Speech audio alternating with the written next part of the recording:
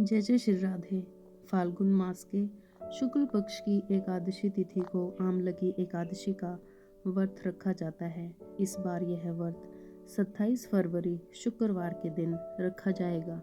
इस व्रत का पारण 28 फरवरी को सुबह होगा। आमलकी एकादशी जब वृक्ष में बस गए भगवान श्री हरि, शास्त्रों में आंवले को कोई साधारण फल नहीं बल्कि आदि वृक्ष माना गया है। लोक कथाओं के अनुसार जब भगवान विष्णु ने सृष्टि की रचना के लिए ब्रह्मा जी को प्रकट किया, उसी दिव्य क्षण में उन्होंने आंवले के वृक्ष को भी जन्म दिया। श्री हरि ने स्वयं इस वृक्ष के हर अंग में देवताओं का वास बताया गया है। पौराणिक गाथा। एक अनजाने पुण्य की शक्ति। प्राचीन काल में राजा चेतरथ के राज्य में हर कोई विष्णु भक्त था। एक बार आमलकी एकादशी पर पूरी प्रजा मंदिर में आंवले के वृक्ष की स्तुति कर रही थी। हे ब्रह्म स्वरूप दात्री, आप पापों का नाश करने वाले हैं, मेरा अर्घ स्वीकार करें। उसी रात वहां एक भूखा प्यासा बहेलिया शिकारी आया।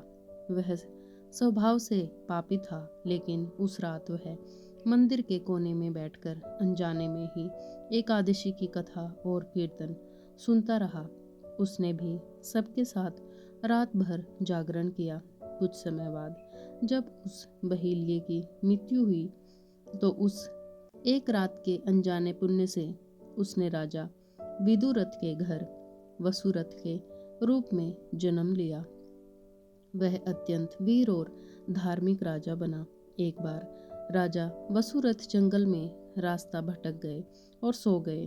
तभी कुछ शत्रुओं ने उन्हें घेर लिया और अस्त्र शस्त्रों से हमला कर दिया। लेकिन चमत्कार देखिए, वे शस्त्र राजा को छूते ही फूलों की पंखुड़ियों में बदल गए। अचानक राजा के शरीर से एक दिव्य देवी प्रकट हुई, जिनकी आंखों से अग्नि बरस रही थी। उन्होंने पल भर में शत्रुओं का अंत कर दिया।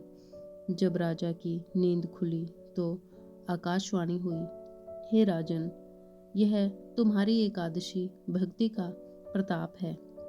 श्री हरि के अलावा तुम्हारी रक्षा कौन कर सकता है। सफलता और मोक्ष का द्वार।